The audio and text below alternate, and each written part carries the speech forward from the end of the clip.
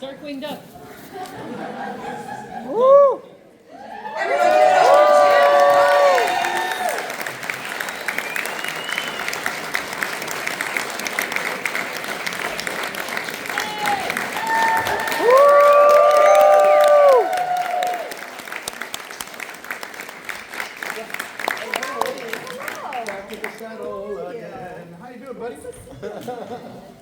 Where should I sit? Well, you sit right here. Okay. Just be next to me. Well, Hello. sorry I'm late, y'all. Hello. I talked to the manager and I go, hey, where am I supposed to be right now? I have a panel. He goes, you have a panel? That's cool. He had no idea. So yeah, he had no idea. But before I forget, I want to invite everybody to tune into my podcast. It's a bodacious one. And it's called Tuned In, because tune in, get it? T-O-O-N. Tuned In with Jim Cummings. And just come on down and we'll have some fun and you never know. And like and subscribe and send about $100 each. That'd be good. Thank you. We can do that right now if you want. Anyway. Or you not. Well, I just did right there. Here's the But card. I'm glad to be here. Thanks for inviting me out to play. Appreciate that. Yay, thank you. So, who to what? How has your weekend been? Oh, positively superfluous. Thank you. Well, It's got super. we cannot start off with a word like that. I'm not ready. It's Sunday. Well, I've we'll been here end for with a word days. like that. But thanks for inviting me out to play. Yeah. What would you say, Jim, is the most rewarding part of your job? The pay. I like that you're so honest. No, it's really nice. I think because of certain characters that I do, like Winnie-the-Pooh, a lot of people, they get a kick out of Winnie-the-Pooh, and he's like audio, video, comfort food, I think. You can't get too mad or too sad if Pooh's around. And, although my wife would disagree with you. But I think just knowing that people get such a kick out of it, and a lot of times, especially like a pregnant mom, right? She'll be coming up and she'll, we're doing a whole nursery and Pooh, and it's so nice to meet you. Like, oh God, love, and it's so sweet, it's so genuine, and that touches anybody, touches everybody. And Yeah. so it makes me very happy. Then I can go back to being a weasel. I even out, Speaking of Winnie-the-Pooh, I love when you have the stuffed animal out. If you don't follow Jim on Instagram or any social media, he'll bring Pooh out and do the voice, but it's only Pooh in the video. And those to me are the most magical little videos. They're so fun. But I did see something on your social media that I was so unbelievably surprised by. And I'll tell you, one of my favorite scary movies is called The Mangler. And it's an old movie from the 80s. And I don't know why I loved it so much, but I know that Jim does a small voice in this movie. And I was surprised to learn that the first time I ever sat down with Jim. I was like, shut up! I love that movie. I can't believe really, you're the one. I was so surprised. And then I saw on social that he is the voice of this festival that's on my list, a dream that I would love to go to, Tomorrowland out in Belgium. You're the voice of Tomorrowland? What? Yeah, that's true. Well, you guys are big ravers, right? Some of them are wearing candy on their wrists. Okay. I'm not sure what that means. These bracelets, Oh. like this, and ravers trade them. Yeah, but mine says Tigger. So mine's You'll not never as. give it up. Mine's very G-rated. Thank you very much. But yeah, I just anybody follow that sort of thing? Tomorrowland, the rave? Yeah. This guy's going, oh yeah, man. Anyway, yeah, I'm the voice of Tomorrowland. So come on down to Belgium. Did they give you a ticket? I've been. You have? Yeah, I can't remember being there, but I'm pretty sure. So you had a lot of fun. I'm pretty sure I was there. Yeah. Yeah. So. What else would we be surprised by to know that you're in, that you have done? Not just cartoons, but anything. Well, the NBA. I mean, I'm going to be starting for the Pistons. No. Wow! I made that up. I made that up. What did you say, Miss Troublemaker? Use your help. Yeah. Yeah, I was like, is there something that we would be, if we were listening to it, hear the voice of? Like a ride? Oh, well, let's see. Has anybody heard of Disneyland? Just curious. Yeah, I'll tell you what, if we'll make a, what day is it here? We'll make a date for like maybe 2 weeks from now. We'll all meet at Disney World or Disneyland, whichever one's close. And I promise you, I, as Hondo Ohnaka, will personally steal the Millennium Falcon for you all day long. And I'll give you free rides. Free rides for everybody. And then we could go over to the Main Street and go over there to where Red, you know, from Princess and the Frog, don't make me like right. And we can all indulge and try on a few hats at Ray's Berets. How the heck? I have no idea. They decided, well, let's open up a hat shop for Ray. Yeah, after all, he's as big as your fingernail. He can certainly model a lot. Let's give him a big, sombrero. I don't know, but yeah, that's another little Disney attraction. Apparently, I'm really associated with the Disnologists, so which is a fine thing. It's pretty cool. Yeah, I'll take it. I'll take it. Paychecks. Yeah, cut chain. Yeah, and you know how much I get out of those hats, right? I've got it all right here. You can have it. Oh, you have some? Good. Do you ever feel burned out? Do you ever feel like that, or if you've done a voice and you're like, I'm done for the day, or I don't want to go back to doing that character right now? No, too dim to make a conscious decision like that. No, you get a little burned out. Whenever, every now and then somebody will come up and they'll say, okay, do the voice. I go, oh, mother. And they go, no, the voice. Okay, the wonderful thing about Tigger. No, the voice. I am the terror that flaps in the night. No. And I go, well, we're going to be here a while. Can you give me a hint? And it says, go for the eyes, boo. Just curious. Does anybody know who that is? There's like every 8 person. Oh, look, this guy's going, yeah. Well, that was Minsk, right? From Baldur's Gate. And I did that 25 years ago. But for some people, and they're fans of the show, of the game, it's like this morning. So I appreciate that, but I don't always remember it right off the bat, But other than that, that's a real hazard, isn't it? That's just terrible. Do you ever find that it's different to voice cartoons and video games? Do you find it so easy, similar transition, no big deal? Well, it's basically the same thing, but video games are they're really a lot of fun to play. But they're not really a lot of fun to record. Because, you're going, it'll be like, okay, now you're falling down the staircase. And I go, well, about 3 steps. Oh, okay, boom. Okay, now you're falling down an entire flight of stairs. Okay, and then, okay, now you're falling from the 3rd moon of Jupiter, and you're on fire. And so, it's not quite as storytelling. The aspect of storytelling isn't there so much as just getting out there and Touretting out insane phrases all the time. So, Yeah. but then they put it together, and it comes out pretty good.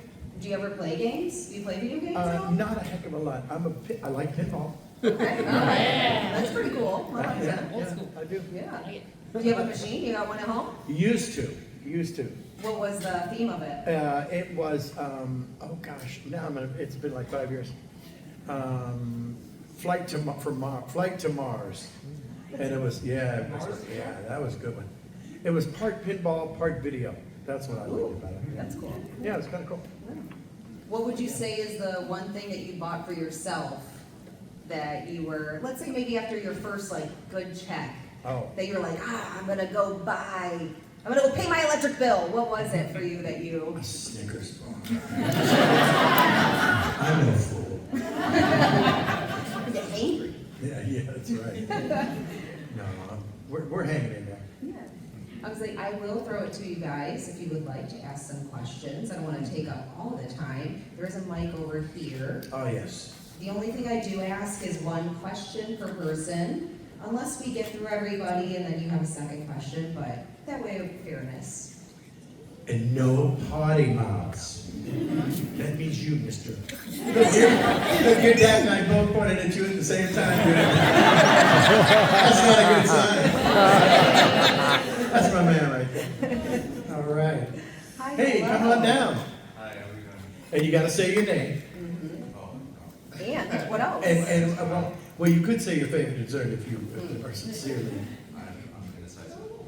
Oh, but what is your name? Con. I'm sorry, that's wrong. Con, like Con. Yes. No kidding. K-H-A-N. A-H-N, yeah. Oh, wow. Show off. I wanted to ask what was your favorite of the roles that you voiced? My favorite role? All of them? Oh boy, yeah. Well, you know, Pooh Tigger and the terror that flaps in the night darkly. And Taz is up there. But I love Hondo Ohnaka, you know, from Star Wars. And I like Ray from Princess and the Frog. You know, the women love a man with a big back coach. Yeah, you're right. So yeah, thanks. Thank you. Thank you. Hi, hello. Hi, my name is Allie. I used to work on the Galactic Star Cruiser. One of my favorite parts as a fan was when Hondo Ohnaka would call into our bridge on the ship, and I was always wondering if that was you who had recorded those lines. Yes, of course. You can accept no substitute. There is only one Hondo, and I am all of you. Thank you so much. Thank you. That's very cool. Hi. Hello. Is the pickle machine that you had possibly Revenge from Mars? Oh, could be. Had a holographic screen? Yes. 2000? Yeah. That's actually a pretty rare one. That was like a failed thing. Actually, the Pinball Expo, it's in Chicago. Yeah. Oh. Anyway, my actual question is, so obviously you have a very versatile voice. How much, when you go into a project, are you told that they want a specific voice versus how much do you actually get to develop it yourself? Oh, well, that's a good question. You know, it depends. I mean, if you're, you know, someone has, God forbid, passed away or whatever, you know, in my case, like with Boo and Tigger, they were established. They were already there from the 60s, from when, you know, I was in the audience too. And so they were already, in fact, between the 60s and the 80s when we first started doing Winnie-the-Pooh when I was there, which I'm really glad because it gave me a chance to grow up and not sound like a 12-year-old. But when it's established, you have to stay true to the original. But someone like Darkwing or Ray from Princess and the Frog or Hondo, there's any number of them. And then you're kind of open. Then it's like, you know, it's your job to come up with a character and a character voice. And it's not, you know, I always say that it's not just doing voices. It's, you know, when you're doing voice acting, it's a small V and a capital A. And so you have to, you know, bring a completely formed character to the thing. Voice actors are character actors who have interesting voices attached. Does that make sense? Yeah. Yeah. So that's the big difference, I would say. Thank you, and thank you for coming. Hey.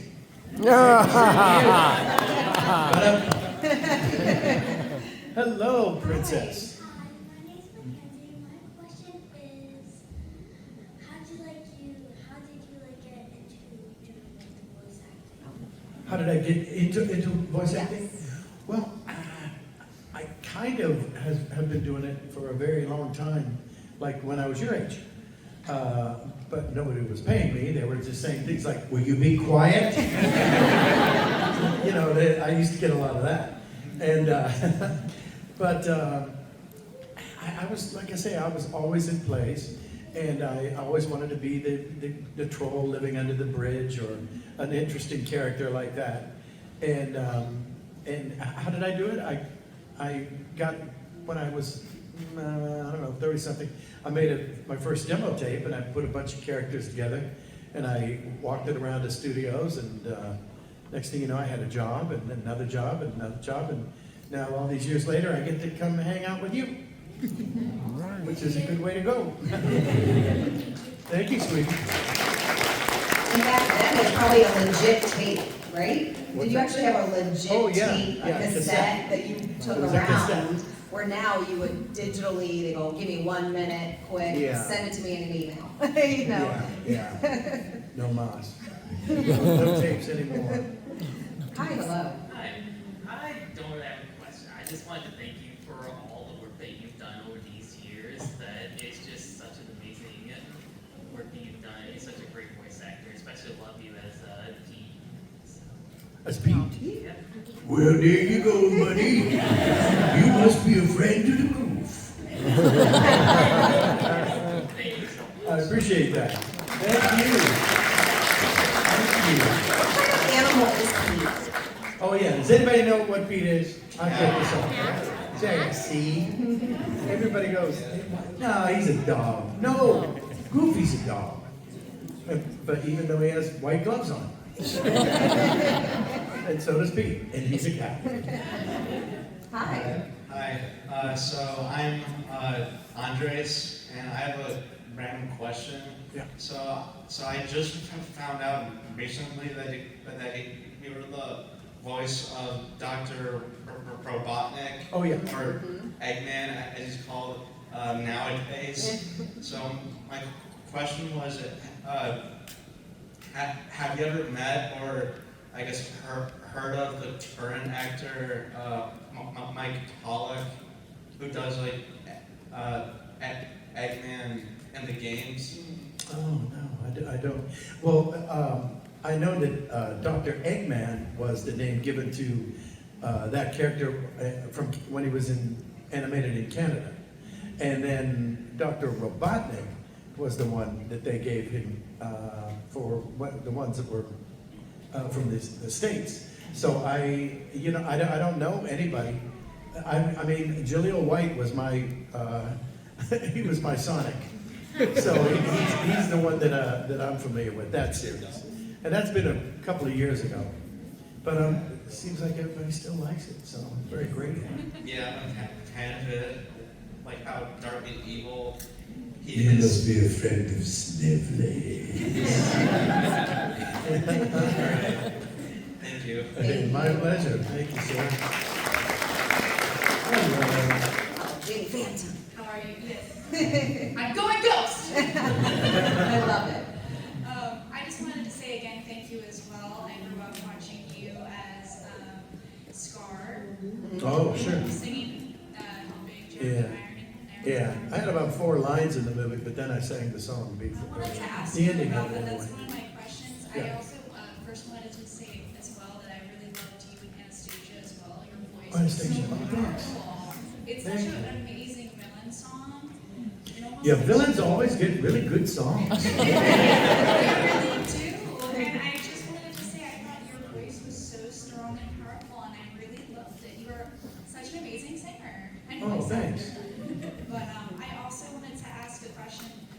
What was it like coming in and coming in for voice actors that maybe can't sing their parts, or in Jeremy Irons' case, he was singing and then he couldn't because his voice gave out. How was it like? How did you feel coming in, taking over for someone who is, also a voice actor? Like Well, it was very flattering. Number one, it was a lot of fun, and getting to meet Elton John and Sir Tim Rice. Nothing wrong with that. And I understand Elton's doing okay, so that's. So I'm glad to help him out. Just anything for the big L. But no, it was very, very rewarding. You know, singing is, I've probably been singing for as long as I've been doing anything. It's just rewarding. And I'm fairly good at mimicking here and there. And, no, well, thank you. Thank you. Oh, bless. Oh, keep going. I'm sorry. I recorded saying, and then I grew up and I realized that Jim Cummings on all the credits, and I'm just like, sir, you are phenomenal. Don't you dare. Oh, bless your heart. Let me break his head back down. Hold on. Yeah, can I write that down? Can you slow down? How do we record it? She says that It's recorded for your wife. Oh, it is? Oh, look at that. Well, my little buddy there, she'll take care of it. Yeah. Thank you. But I'm sorry, was there a question in there? I interrupted you so much. Like, you know, you felt like when you were singing, like you feel like very flattered. You obviously don't know how amazing you are, so you need to realize that we all are here for you today, sir. Oh, but I just thanks. wanted to ask how that is, like when someone can't, like, you know, he kind of asked a similar question earlier about when you have to come in and not replace, but just enhance the love of a character because they're no longer with us. So it's very cool to watch you. So. Oh, wow, that's wonderful. Well, bless your heart. Wonderful day, sir. Thank you for being here today. Thank you. And be prepared.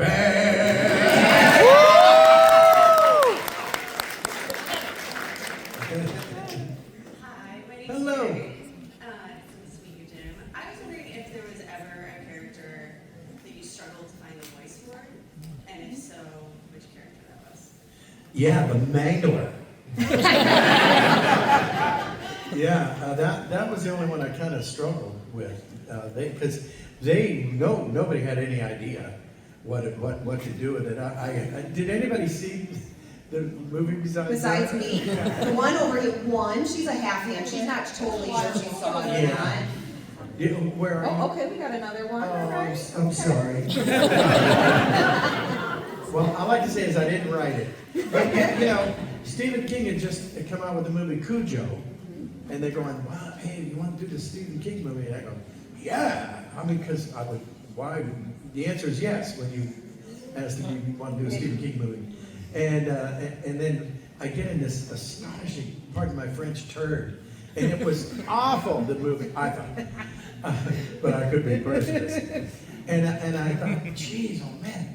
Because it was a press, it was an ironing board that was big enough to press a circus tent, okay?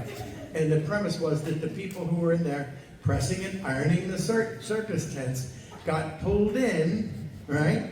And then they got steam cleaned to death, and then they vanished. And people kept, where's Lois? Well, I don't know. She was over at the steam cleaning, vanishing. And I'm thinking, unplug it. Unplug it, movie's over. And, but they just kept on going. But, and everybody came out and they couldn't have flopped any bigger.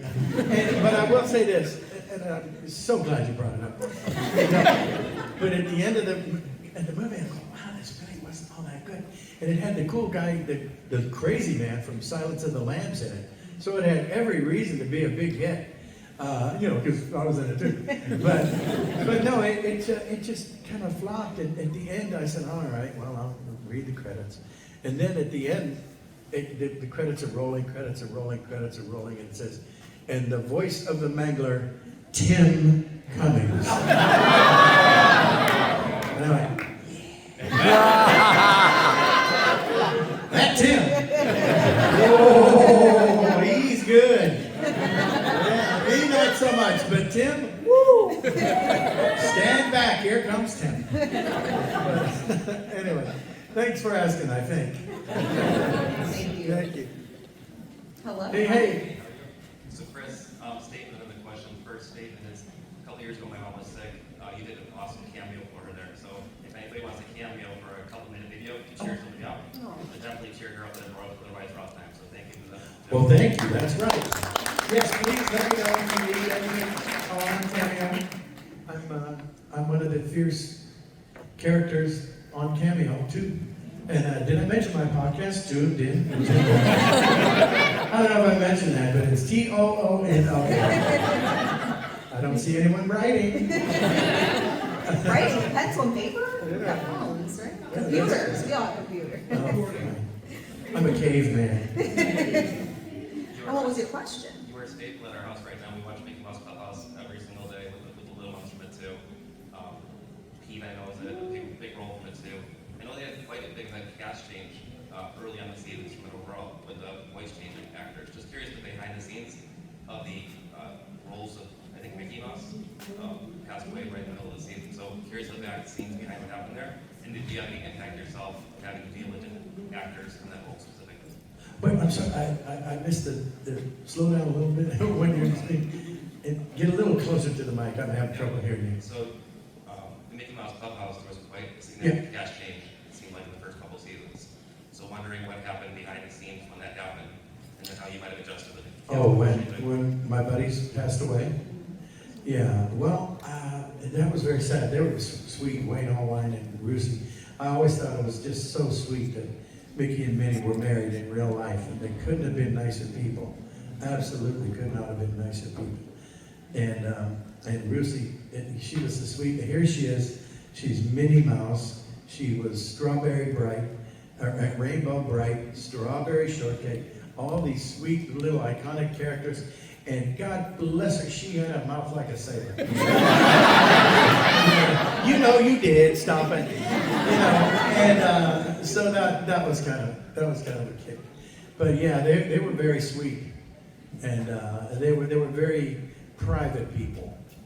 In fact, when they got married, I think they did something that non-disclosure, or something to make sure that there was no Disney didn't put publicity on it or anything like that. And they just wanted to be, this lovely couple. And Wayne was a gifted animator, too. So they both ended up working for the mouse, and he was the mouse. So it was kind of a beautiful marriage made in heaven. Yeah, thanks for asking. That's nice. Thank you. Thank you. Yeah. Hello. Hi. Hi, I'm Zoe. And first, I just want to say thank you. You are the voice of my childhood, so many different characters. My nickname when I was little was Pooh, and I wish I could find it. I know I still own it. The Pooh Bear that I got when I was 5, and I still have it, and I sleep with it every night. It's a little dirty, but I want to talk to you about Ray, because Princess Tiana is my favorite Disney princess, and I love Ray so much. Well, thank you, darling. I love you right back. Right. So how, going in and, having a character like that, when they gave you the role, did you know he was going to die at the end? No. That's not like the first thing they say, oh, by the way, you're going to die. Because, it's not like I wouldn't have done it, but yeah, it was, he's really one of my favorite guys, and it wasn't even one that was there before me. And, just a quick background. In New Orleans, when I got out of high school, I moved right to New Orleans, and I was a deckhand on a riverboat for a few years, and I designed and I painted Mardi Gras floats, and so the Cajun accent was, I was on boats where I was the only person on there. It was like 5 or 6 people, and I was the only one on there for whom English was their native language, and they're from America. They're from Louisiana.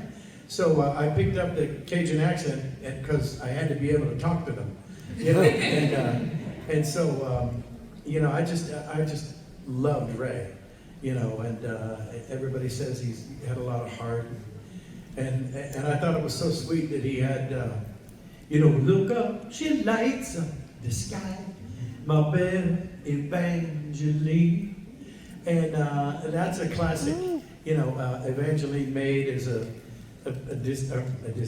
Louisiana tradition about, the softer times, and it harkens back to when gentlemen were gentlemen, and you can feel that in Princess and the Frog too. And so anyway, I'm just glad you liked him. I really did. He's awesome. Yeah, I'm so glad to hear that. But no, I did not know he was going to die. And Keith did. David's an actually really good friend of mine. He rarely steps on me. Very rarely. Thank you. Thank you. Hello. Hello. Thank you so much for coming. I think I'm not the only person here that believes you're truly a national treasure. Oh, jeez.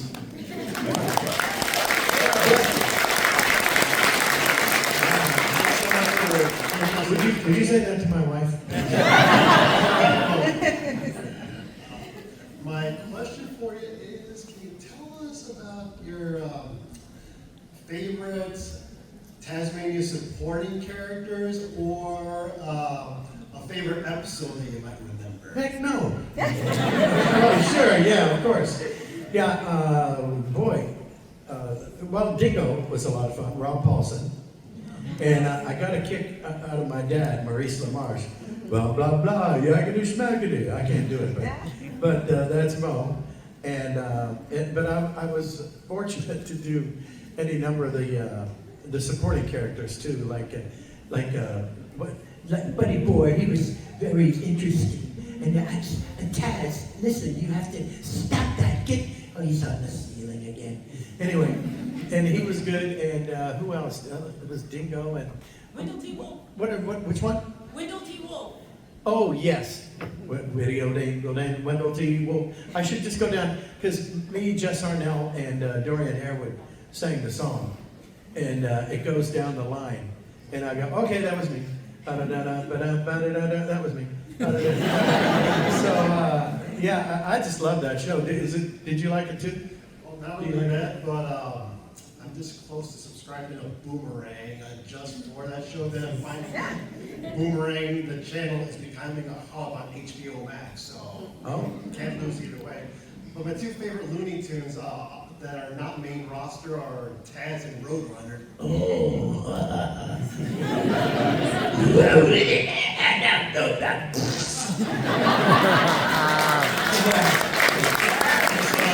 And that means thank you very much, my good man. We have 8 minutes left, Jim, so Okay. we'll try to get through these last 3. Let's go. All right, the hand call fire. Every time I say goodbye to my friends, I always go, TTFN, ta-ta for now. Oh, good. And then my question for you, is there any mannerisms or anything you adopt for your characters after you go? Like, you come home, you're like, dang it, I adopted that from that character and I can't stop. Well, not 100%, but I did this one. It was a talking Winnie-the-Pooh doll, and it was Esquire magazine gave it the Dubious Achievement of the Year award because they called it my interactive poo.